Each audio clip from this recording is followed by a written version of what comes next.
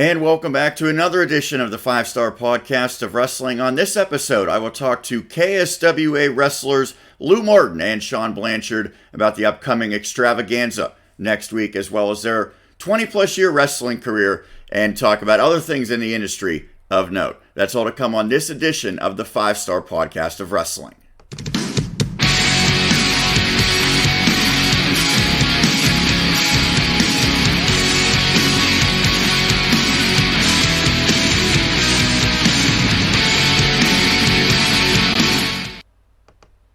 And welcome back to another edition. I am Sean Meyers here, back on the show. Thank you so much for tuning in.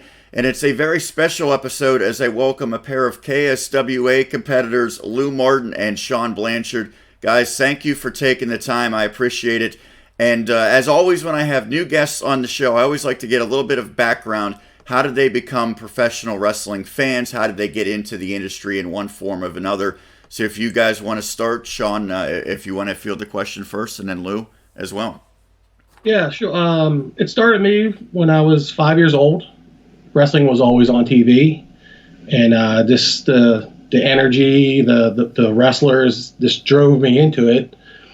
And then one time I put on TBS, and I saw a blonde hair guy for the first time go woo.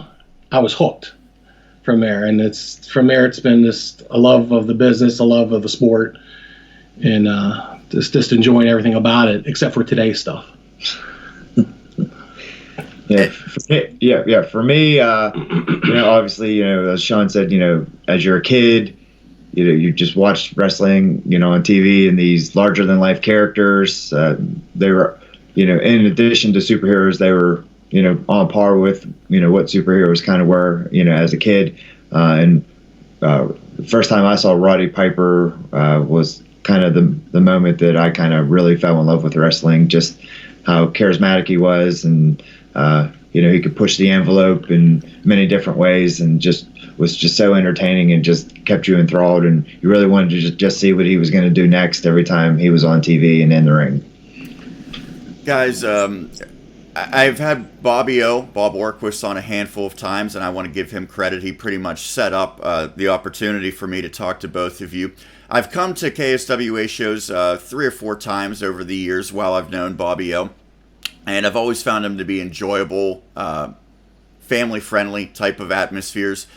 I've seen both of you work in that regard, but in addition to Bobby O's role as a character, if you will, he also has a very significant hand in behind-the-scenes work with KSWA, and that applies to you guys as well.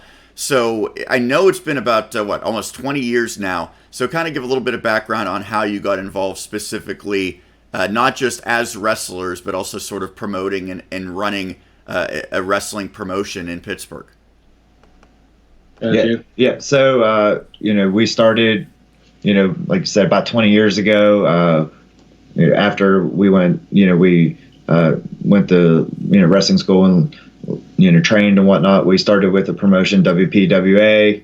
Was there for, about a year? Year and a half.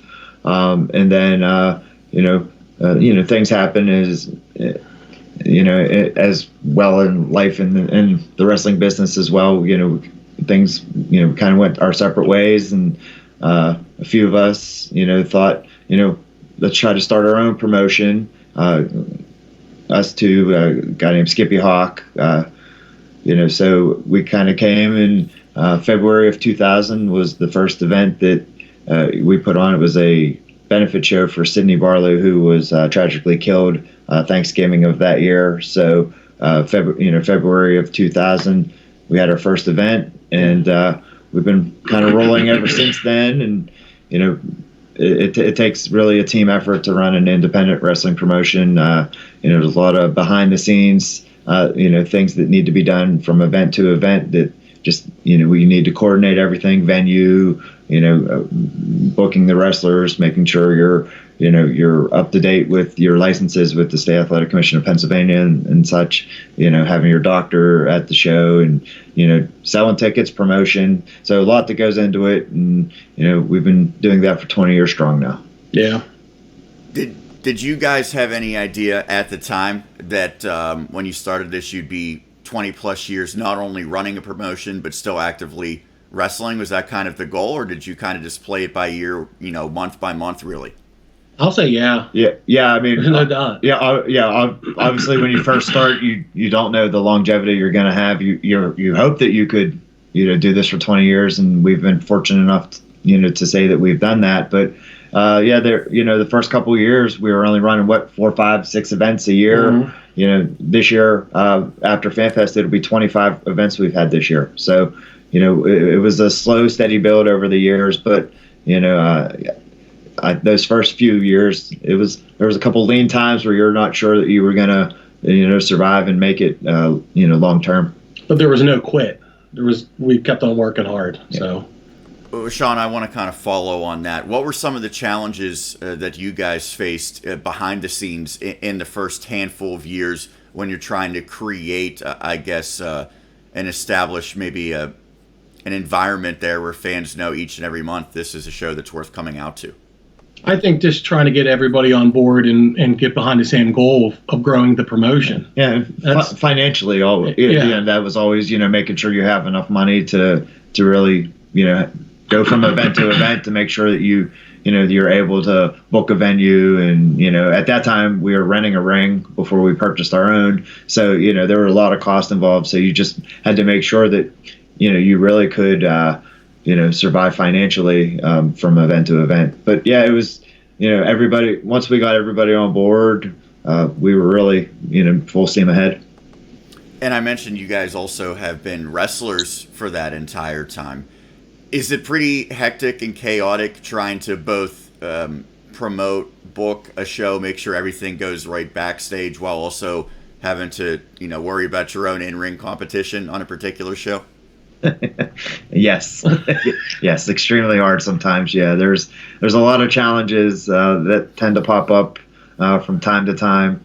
I would say no event goes by without a couple hiccups. So you have to be quick on your toes to make whatever adjustments that need to be made. And one thing that helps us out, me and Lou, as great as we work together, we're yin and yang.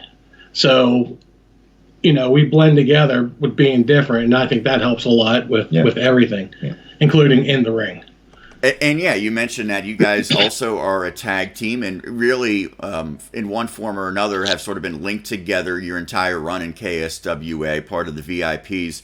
And I was reading an article that you guys celebrated 20 plus years, and you've had different people, I guess, in that faction, but you two have been, the regulars, the steady force throughout. Was that also pretty cool to, start this together, but also be able to achieve so much in the ring together? Oh, most definitely. It's great. Like when a promotion gets behind you, puts a belt on you, or has a confidence in you to put you in there with young guys that want to learn, or even when they put you in there with veterans, it's a pat on our back for how hard we work in the ring together. Yeah, sure. And that's always something we've strived for, to kind of be the standard bearers of KSWA since, the VIPs were formed. So, we really, want to kind of set the tone and set the example for everybody in the locker room that, this is the standard we want everybody to kind of, strive for and live up to. In terms of storyline purposes, if you will, you guys have butted heads many times with Bobby O over the years. But he does play a real big role behind the scenes and also helping out. So talk about your relationship with him and what it's meant to this promotion, what he does on a, I guess, monthly basis. Yeah, it's a love-hate relationship from that standpoint. In the ring, we set out to terrorize Bobby O as much as we can. Even go as far as touching his nice hairdo that he has. He really hates that when you even get close to touching that hair. So we always like to go after him when he's either reffing the ring or being the owner role. But behind the scenes, Bob has helped from booking to just really helping get a lot of the characters over, helping he helps with the build of the storylines and whatnot too. So yeah, a very integral role that Bob plays. He gets it. Bobby gets it because he grew up watching wrestling. And he knows the ways of things the way it should be. That's one good thing about Bobby. Have you guys ever been able to actually get physical with Bobby O in one way or another? I lit his ass up a couple times. Yeah. If we didn't get that opportunity, it wouldn't be no fun having them in there. You have to knock them around a few times. Has he gotten any payback in that same regard? Oh yeah. Okay. Yeah. I know he's always trying to get one up whoever he's with or against. Yes. So I had talked to Bobby O, and for people who might be new to the podcast, they can go back and check out the old episodes. I've had him on a handful of times, really dating back to more than a year ago, because I know at this time last year we were promoting the big annual show, FanFest. If you're interested in finding out more and you want to watch some of those old videos, feel free to do that. You can subscribe to the YouTube channel. You can also go back and follow us on Twitter, 5-Star Pod Wrestle, or Instagram, 5-Star Podcast of Wrestling. But I asked him, I want to ask you guys the same thing. KSWA stands out for what reason? What makes it special as independent wrestling in the Pittsburgh area? For me, I think we're a little different from the standpoint of our kind of mentality is very old school. And I think most probably indie promotions are not that way. They're more carbon copy off what happens on TV. Yeah, they're more, similar to, the wrestling scene today. I think, we blend a little, a lot of old school, but then you also have to have, a little bit of what's going on today. But I think, how we stand out differently is, our kind of old school mentality on the way KSWA is run. And the fans, the fans, they boo the bad guy, cheer the good guys, and they come to our shows to have fun. And that's one thing that really stands out. Sure. Yeah, they're not, they're not critiquing every little move that happens. That you may have a little slip up here or there. They're just they're there to have fun. Interact with the wrestlers, good or bad, and just escape reality for the couple hours they're at a KSWA event. So we're filming this on Sunday morning, December 1st. Just under a week from now will be what is really considered, I think, the biggest show of your year, and that is the FanFest / Toy Drive. It'll take place next Saturday, as always, in Lawrenceville. So talk a little bit about that show and how that's come to be such a significant part of your calendar every year. Yeah, it's kind of the culmination of our year. We've been doing the Toy Drive for probably over 10 years now, raised probably close to 10,000 toys in that time for underprivileged kids and teens in the area. So we're really proud about that, because at the end of the day, we want KSWA not to be just a wrestling promotion, but to be part of the community as well. And then, it's just become, it's a lot of culmination of, feuds and differences that have been going on between guys throughout the year. Kind of culminates at that event. We have Chinese auction, prizes. We usually have a pro wrestling legend every year. This year we have Bob Backlund, set to appear. So it's just become, it's kind of kicks off for me personally, like my holiday season. Thanksgiving, FanFest, then Christmas. And it happened by accident. We used to run events, the weekend after Thanksgiving. Yeah. And then it got to the point where if a doctor wouldn't be in town, or, people go out of town, it hurts our attendance. So we thought of the idea of moving it to the first week of December. And then from there, of course, you get the Toy Drive ideas, and it just snowballed to what it is. Yeah. Today, this year, and moving forward. Yeah, I think if we didn't even bring in a legend half the time, it would be a solid draw. It's just become one of those events for us. We have 3 or 4 events every year that draw really, really well, because it's just become kind of a staple of our event schedule every year. Yeah. And as we mentioned, you guys will be in action. Tag team championship match, Mitch Napier and Brohemoth, the opponents. So what should fans look forward to in that match? Us getting our hand raised at the end. Yeah, that's plain and simple. Now, you guys are the current tag team champions? Is that correct? Sir. There we go. Talk a little bit about the reign. How long have you been champions? How did it come to be? And how many times? I know you're both pretty prolific in that regard in terms of your titles. 6 total. Yeah, 6 total for tag team. Yeah. Yeah, and the KSWA, or 7 total tag teams, 6-time KSWA tag team champions. Yeah. And then we won the belts again in August of this year. Yeah. Right? We won them, then we lost them in Verona, correct? Yeah. Yeah, bro. Yeah, and then we won them back actually the next week in our return match. So we've had them since then, and we've pretty much defended them every event we've had since then, and we're going to keep defending them into the new year. I know you guys, it's hard to remember because you're so prolific, so many titles, that it sort of just all runs together. As tag team champions, how does that compare wrestling as a unit as opposed to individual matches, which I know you both have enjoyed some individual runs as well? Yeah, I think we gel so well, as a team. So I think for me, the tag team runs are, just as fun and meaningful as the single title runs. I actually said to Sean probably last week, this latest run we've had is probably the most fun I've had in a long time. Because we try to do out each other when we're in the ring. We work together, but we try to outwork and outdo each other. So there's competition between us as well as the competition that happens to who we're wrestling in the ring.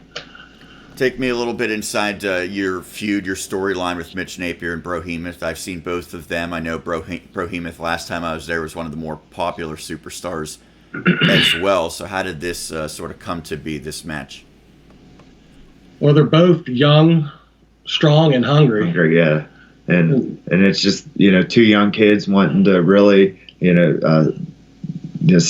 make a mark for themselves in KSWA, and Brohemoth, since he's joined the KSWA, has been definitely a fan favorite, and Mitch through the years has always been a fan favorite. And I like to say, Mitch is maybe pound for pound the strongest person in the KSWA locker room. He's farm strong is what we like to say about Mitch. But him and Brohemoth, you look at them and their personalities are different, but they come together as a good and formidable tag team. And Mitch, I always tell people this: Mitch is like Ricky Steamboat. You can't hate him.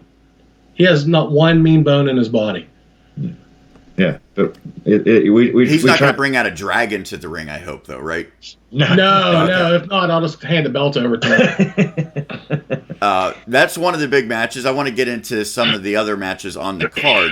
But before we do that, I mentioned this is a big show. I've promoted it in the past with Bobby O. But for people who maybe are unfamiliar or who have come out before but just need a reminder, should they know about FanFest, and where do they need to go to get more information or potentially to purchase tickets for this show? Yeah, they could log on to KSWA.net, which is our official website, where they could call 412-726-1762, which is the KSWA number, to get information on the event or ask about tickets. Front row are sold out right now, but general admission are still available for $10. But they are going fast. Get there early. Yeah, get there early. Yeah, bell time's at 7. We open the doors at 5 for this one because for people to meet Bob Backlund. Like I said, we give out prizes. There's a Chinese auction, raffles throughout the night. So there's lots going on. So that's why we open the doors early to allow And then we just we have a good crowd slated for that evening. So we just want to get everybody in before the 7 o'clock bell time and get settled. But and then we're very active on social media: Facebook, Twitter, Instagram. So any of the fans can message us on there as well if they have any questions. And they could find our social media links on the website KSWA.net. Yep. And Spirit Hall, I know that's been a good venue for you guys. You really have had your roots in Lawrenceville, at least in the time that I followed the promotion. What stands out about that venue and about, in general, being part of the Lawrenceville community with a lot of these shows? For me, the building's old school. It has that, because when Spirit bought the building back off the Moose, they didn't change a lot about it. All they do is took out the drop ceiling and everything's like skeletoned up there. So it still has that old school feel to it. And that's what I love about, the wrestling. I'm old school. So it's different. It feels home. It's home. Yeah, right? yeah. We were there for how many years? 11 years when it was the Moose. Yeah. So it was always home for us. And then when the Moose closed and we moved to the Teamsters Temple for 3 or 4 years there. And then when the Teamsters decided they did, they wanted to go in a different direction. We reached back out to the new owners of Spirit, and they were, thank God, more than willing to have KSWA back in that building. So, what their thing was, like, we were waiting for you to call. Yeah. They actually, they wanted KSWA back. It just, we just had to kind of get back there. But it's always been home. We spent a lot of years there. So, walking back in there, even though the name changed, the building was still the same. And that's located on 51st Street in Lawrenceville? Yeah, 242 51st. Yep. So that's your tag team match certainly is notable with the championships on the line, but there's some other matches set. Dennis Gregory against Anthony Alexander is for the KSWA Heavyweight Championship. You also have the Golden Triangle title match. Very familiar name in the Pittsburgh area, Bubba the Bulldog against Shane Starr, and there's a handful of other matches, including the 5-star title match as well. You also mentioned that Bob Backlund will be there, the WWE legend. So talk a little bit about the card and what fans should know about FanFest this Saturday. Yeah, I think, Dennis Gregory and Anthony probably, very similar, built, but they've been a kind of a thorn in each other's sides. Intense. It's been an intense feud. Yeah, very intense. Yeah. So, me personally, I'm looking forward to that match because I think it's going to be, really good. They both, caught each other, and when the other one's kind of not expected it. So it's the build forward has been really good. Like Sean said, very intense. They've been at each other. So I think the fans are going to really, love that match. I think it's going to be. It's a must see. Yeah, one of the better matches that in KSWA the entire year.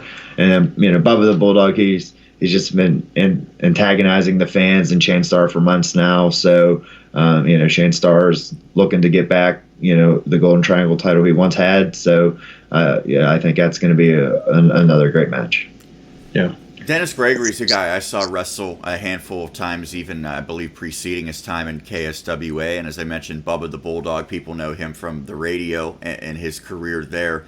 Having guys like that who have been in his business, probably I would say close to, if not longer than you two, how nice is that to have other veterans there to kind of help out and maybe show the way? And you don't have to worry too much about them when they're heading out for a match, that they know exactly what to do. I love it. It makes things so much easier. And just to have another voice from that kind of generation like Lou and I to help get points across, and it's a great thing for teaching too. Yeah, we also have T. Ranchula in our locker room, so we definitely have a lot of experience. Sean Patrick as a referee, so we definitely have a lot of experienced guys in the locker room, and it helps immensely, with getting the younger guys to kind of, hey, this is kind of like our mentality, getting them on board and just kind of giving them, helping them move along in their careers as well.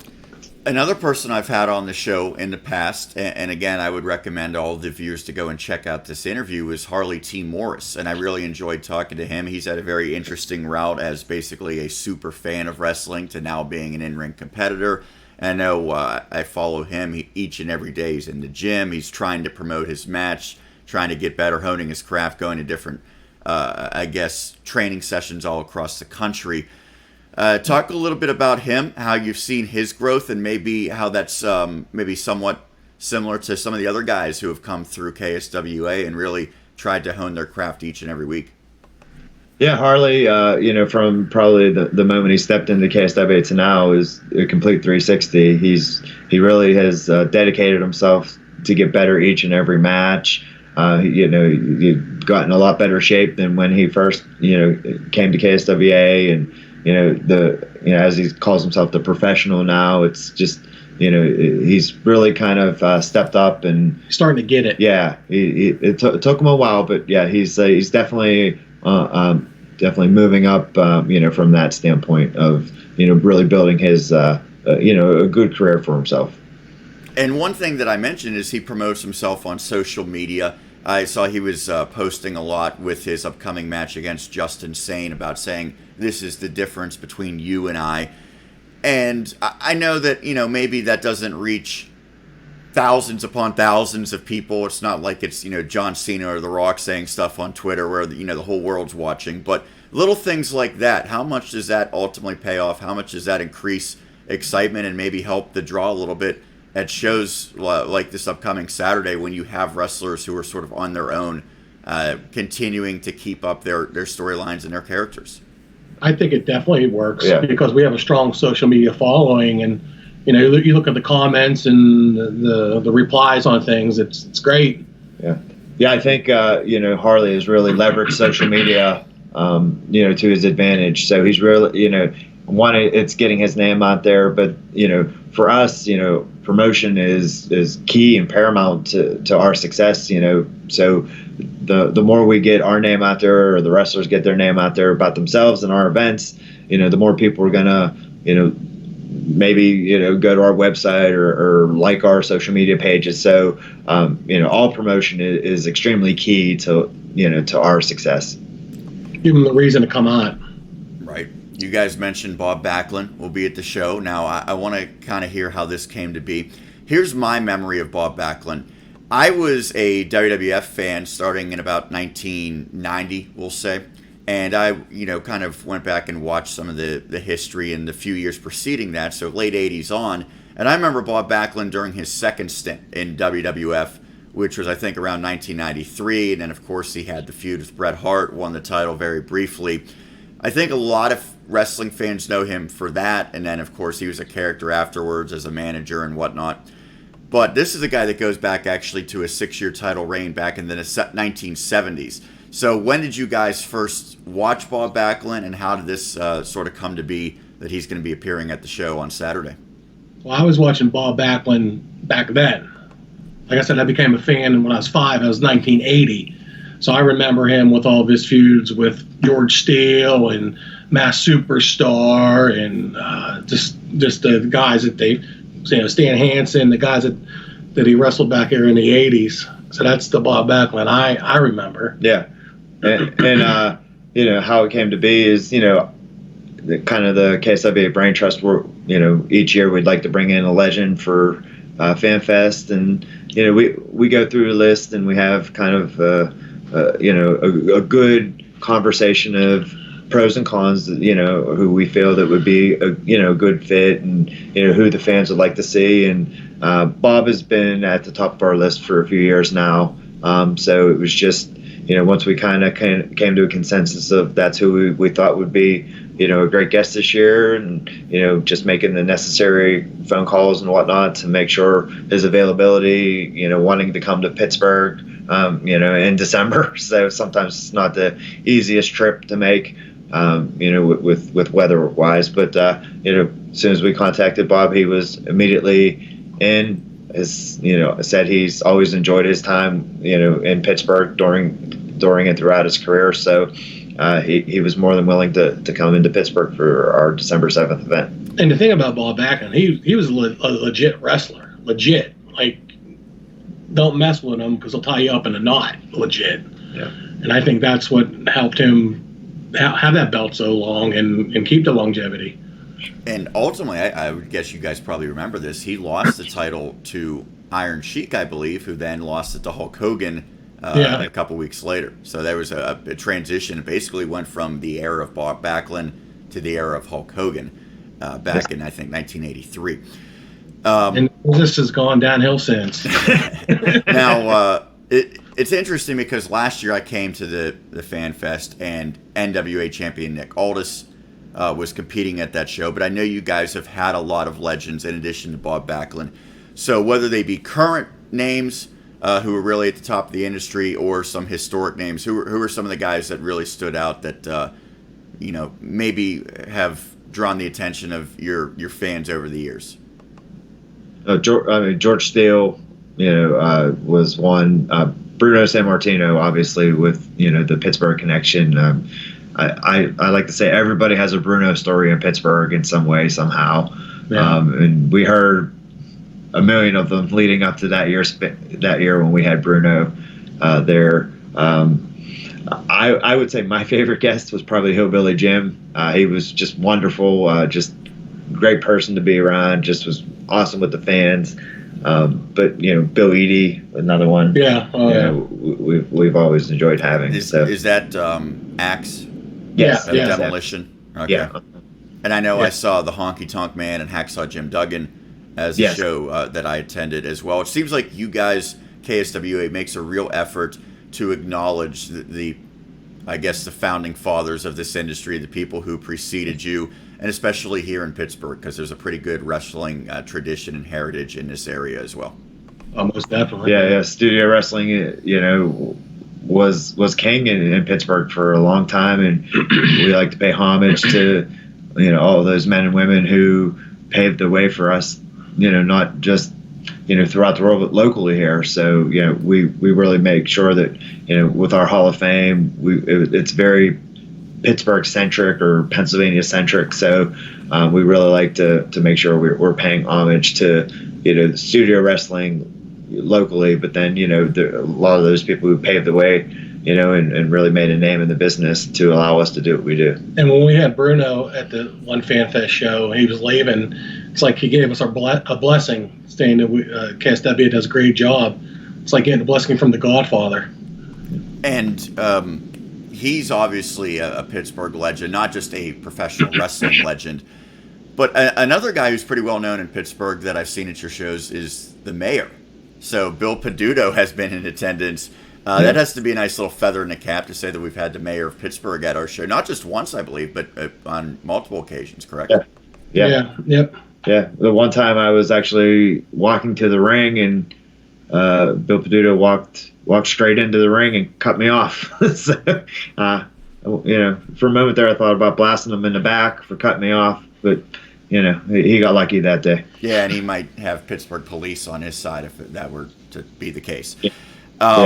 You talk about some of the legends, and I know you guys have sort of had some mentors in this business, and one of them has been George the Animal Steel, J.J. Dillon as well. How did those relationships form? What have those two in particular meant to your careers? For me personally, everything, because JJ we first met them through Frank Durso, who used to be a studio wrestler in Pittsburgh, and he used to manage Louie and I. So he did the introductions and introduced us to them. And then over the years, we, kept in contact with them, and both of them always say, we're watching what you're doing, and this, just giving little pointers here and there. And I think the best thing about them is they respect what we do because we respect them. They're huge supporters. Yeah. Huge supporters. And it's like there's times when I'd be at home and I see the caller ID pop up on my TV. It said Cocoa Beach, Florida. I'm like, oh, George is calling. Let me take this call. And we used to talk for hours on the phone. Yeah. Always willing to give you advice. And because, sometimes you run into situations where you're not quite sure what direction you think you should go. And those guys always kind of had a sympathetic ear and would listen to you and kind of, provide a direction that, that they thought from their perspective, because they just had the experience from, their years in the business. And that was, a very, very valuable asset to have, from our perspective, to be able to contact those guys and just, let them help you kind of, move in, a certain direction that you needed to be where you weren't sure. And then having the honor of having J.J. Dillon walk you to the ring, it's something special. And then after the event's over, walk into a bar with them. Better. Did he pick up the tab is the question. At times he does, but there's times we do too. Okay. At the end of the night, there's no Miller Lite or Bacardi left. Okay. So I know you guys have mentioned it already on this show, and Bobby O sort of tipped me off that you're not huge into professional wrestling here in 2019 on the national scene. So to me, kind of give me what you would like to see the business be. What are some things maybe you do like? And in general, what are the things that you take issue with in professional wrestling these days? Do we have another hour? Give me the abbreviated version, Cliff Notes. Just the way things are on TV. It's like, I haven't watched it for a long time, so I guess, I can just talk what I know. It's like every match on TV from when I used to watch it is the same thing on the pay-per-view. Yeah. Back when I was growing up, you had a superstar wrestle different talents, and you built up a whole storyline deal to get to the big match. Now the big matches are on TV, the big matches are on pay-per-view. And then another thing that I'm not a fan of, and I'll probably take a killing for this, is intergender wrestling. I think it's a complete joke when a 120-pound woman gets in the ring with a 250-pound man, and she's throwing a 250-pound man around. How much is believability part of what you guys still try to do in KSWA, while by the same token making sure that you still deliver an entertaining show to the fans that have a varying tastes? I believe it's huge. Believability is huge. Yeah. I mean, there is spots for a little comedy, a little ha-ha in there, but it has to be there for a reason. That's just my opinion. Yeah. For me, it's the build. There's just not a lot of build to a match. They're like, they just had a pay-per-view for WWE, and I think they're having one 2 weeks later. So how can you really build anything for that next pay-per-view when you just literally had a pay-per-view 2 weeks before? So I think that's one big issue. And from the believability standpoint, watching some of these guys, they get hit with a Mack truck, then they get right back up. Like they didn't get hit, and then they get hit with 2 more Mack trucks and just get right back up again. So that believability of when somebody is executing a move, the selling standpoint of it actually hurting, it's just it's not there as much as it was from that standpoint. I just getting hit with 8 finishing type moves and then getting right back up and kicking out. It's just that believability. Is just, to me, not there like it was. And then I'll do this. I did tune in for when All Elite Wrestling had their first show on TV. I lasted 15 minutes. I did, like you said, the getting hit, Mack truck. Yeah, I mean, the guys are athletic beyond belief.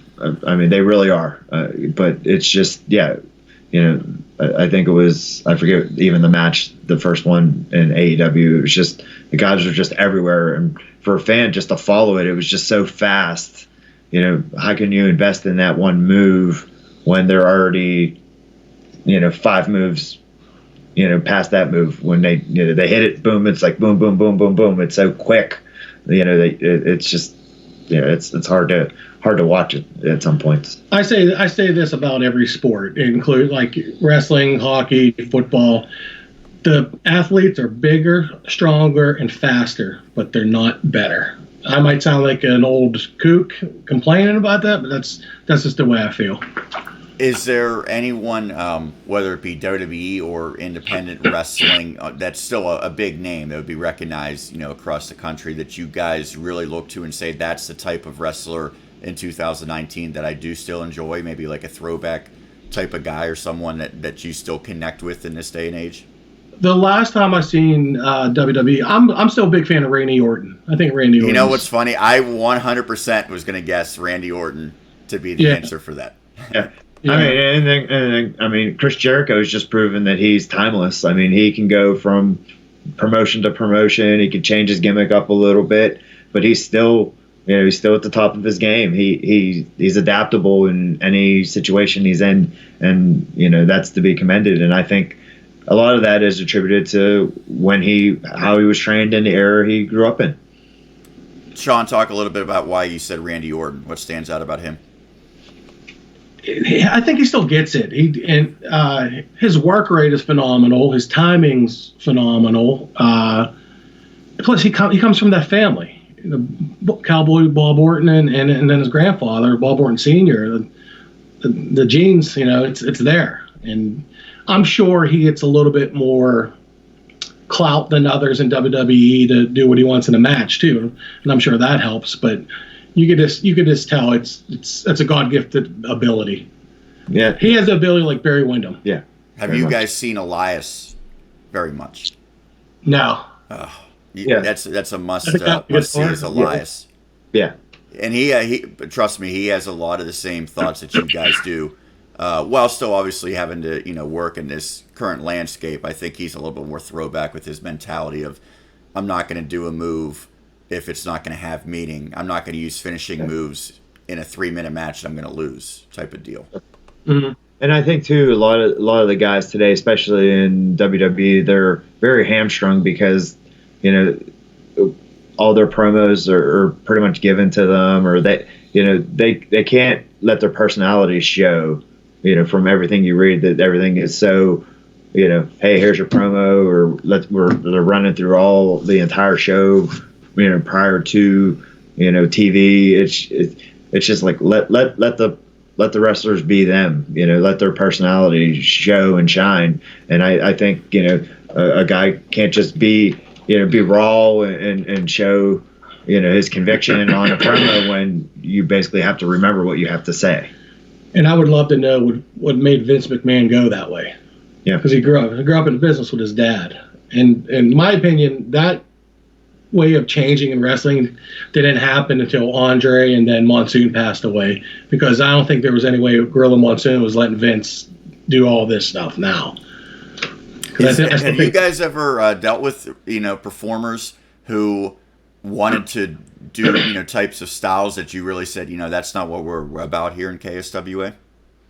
I mean, we really try to let the guys be them, but I mean, there's some styles that the guys have now that are how we wrestle, but I mean, it's just we like to say we're probably the dinosaurs in the wrestling business now, with the way we work. The newer style wrestling is different than we wrestle, and we got to kind of adjust to that ourselves. For the KSWA to be successful, we have to be adaptable from that standpoint. And for you guys to successfully defend your titles, you'll also have to continue to adapt. This Saturday, want to kind of put a bow on this episode by allowing you guys to talk whatever you want to promote KSWA, to promote FanFest this Saturday, and anything else that the fans, the KSWA crazies as they're called, should know going forward, or maybe people who've never even come to or heard of a KSWA show until this episode. Yeah, I like to say, come out to a KSWA event, you'll have a great time. The wrestlers are very interactive with all of our fans. I like to think that if we can get people to come to the KSWA once, they'll come back again. So it's just getting them in the door the first time. So, as always, we have our social media sites, kswa.net. You can contact us through the phone number, through email, for any information, for tickets or where we may be. Our event calendar is on our website. So that's, as soon as we book an event, it's on there immediately. I would say our website is always up to date. The day after an event, we're pretty much got everything updated and then on to the next event. So, we're really great at making sure the information we share with our fans is up and current. And is there going to be a 20-year anniversary show? Anything in the works for that? Because I think you said it was early 2000 that you started, correct? February. Yeah, February of 2020 will be our 20th anniversary event. So, looking forward to that. Hopefully we can scratch up a few surprises from years past to come back for that one. So, but we're right now we're full steam ahead for FanFest, and then on to the Battle Bowl on January 4th, and then we'll rip roar through the 2020 calendar. I think, what do we got? 15 events already booked. I think so. Yeah, we're up to 15 events already for 2020. So we'll obviously be adding more as the year goes on, but we'll have 25 events there, so looking to have the same or even more in 2020. Keep going strong. I feel like we're today. You're doing the talking. You, Ricky Moore, and I was going like this the whole time. Guys, great stuff. As I mentioned personally, I've been to a handful of shows. I went to FanFest last year. I believe I went a previous show, maybe a few years ago as well. I would always recommend it. I know that it's relatively affordable for fans as well. If they're going to professional wrestling, they're not going to find many that are more cheap. And in the Pittsburgh area, I think it's a fun Saturday night out. So I'm looking forward to continued success. I hope you guys have a great show. And you mentioned 20 years upcoming, maybe 20 more years down the road. We'll get back together and do this one again. All right, sounds great. Thank you. Awesome. All right, thanks so much. That is Shawn Blanchard and Lou Martin, not only in-ring competitors, but founding fathers of the KSWA. Again, if you're interested in following this podcast, you can follow us on Twitter. It's right there, 5-Star Pod Wrestle. Also on Instagram, 5-Star Podcast of Wrestling. Subscribe, check out all the old videos, including interviews with KSWA's very own Bobby O, Bob Orquist, and Harley T. Morris. That's going to do it for this episode. We'll be back again next week right here on the 5-Star Podcast of Wrestling.